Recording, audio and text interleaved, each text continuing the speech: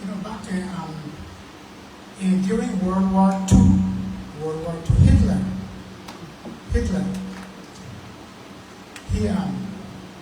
Hitler used propaganda to brainwash the populace, the people. Lies.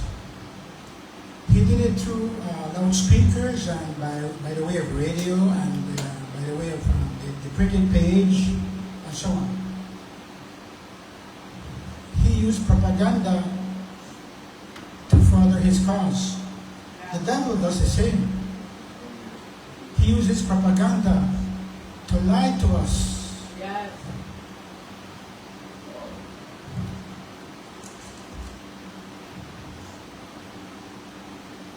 As Christians, the very first piece of armor that the Roman soldier put on as he prepared to go into battle was the belt. And as Christians, we have a belt to wear. It's called the belt of truth. Yes. The belt was not an ornamental piece, my friends. It was a very significant part of the armor which helped keep the breastplate in place and also held the sword. To us, the sword is the word of God. It was tied securely around the soldier's waist. The soldier's belt strengthened his loins and enabled him to fasten his armor close to his body, whereby he, the Christian, the soldier, he was strengthened and more able to fight. To tighten or to guard up the belt indicated the soldier was ready for action. To loosen or slacken the belt was to go off duty. As spiritual warriors, the very first piece of spiritual armor, we must be sure that we have on as we face the enemy, the devil, and his host of demons, is the belt or the girdle of truth. Yes. Paul said our loins are to be girded with truth.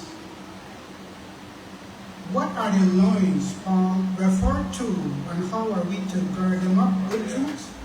The loins, my friends, refers to the chief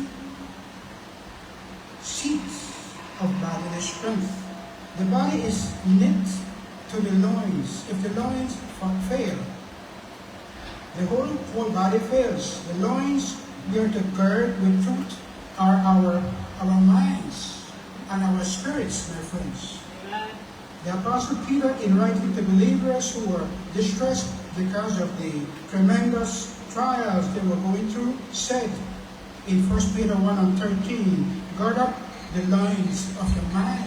Yes. Amen. In essence, beloved, he was telling them and us to prepare their minds for action, to strengthen and to brace their minds for the battles they were facing. Our minds, beloved, and spirits are the main source of our strength. If our minds and spirits are strong, if we clearly understand the truth, and if our will is set to follow after the truth, and to act according to the truth, we will be strong and immovable even during the greatest trial, the greatest temptation or attack of the enemy. However, if our minds and spirits are weak, if our comprehension of the truth is unclear, and our will to act upon that truth is weak, we will be weak, uncertain, and afraid during the battle. Yes. Beloved, your mind and spirit are the battleground upon which Satan attacks. It is in your mind, beloved, and spirit that the battle will either be won or lost. This is the reason why you and I, as a spiritual warrior, must gird or clothe your mind with the truth so that you will be able to stand strong against all of Satan's strategies and deceptions. My friends, the extent to which you allow Satan to control your thoughts is the degree he has control over you, over me. Once you know the enemy's characteristics and recognize his voice and know that the battle takes place in your mind, you must have an offensive plan to resist and fight against his attacks. My friends, your mind is the battlefield where the war against Satan must be fought and must be won. Amen. God gave you every weapon you need to win the war against Satan in your mind, to give you victory and enable you to stand against all the strategies and tricks of the enemy. But until you recognize your mind as the battlefield and pick up your weapons to resist and fight against Satan's attacks, you will live in defeat, beloved. Until we learn how to win the spiritual battle of the mind, we will never win the war unless we learn how to go in and take back every aspect of our minds, which control every other part of our being. We will walk in deception the rest of our lives. I'm going to finish. The first step, beloved, in our offensive plan is early detection.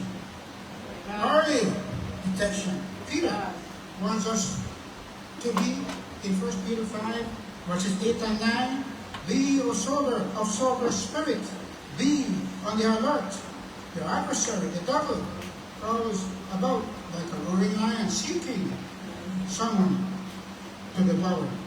But resisting, firm in your faith, knowing that the same experiences of suffering are being accomplished by your brethren who are in the world. My friends, the reason Satan has been able to gain so much territory in the lives of Christians today is because Christians fail to recognize his attacks, or they ignore Satan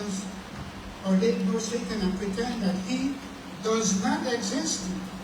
His work and influence in the world have been attributed to natural causes. To win the war against Satan, my friends, you must constantly be on guard, watching for the slightest trace of the enemy. You must be praying, building yourselves up in the Holy Spirit. Jesus warned, watch and pray, that you enter not into temptation. The time to pray, beloved, is before you fall into one of Satan's snares. The Holy Spirit will then reveal how the enemy is lying in wait to lead you astray or to ensnare you. Two sentences. The moment you recognize, and I recognize, all of us recognize Satan's attacks on our minds, we must act. We must cast out his lies in the name, in the name of Jesus. Jesus, J-E-S-U-S, there's power in that name. Every knee must bow.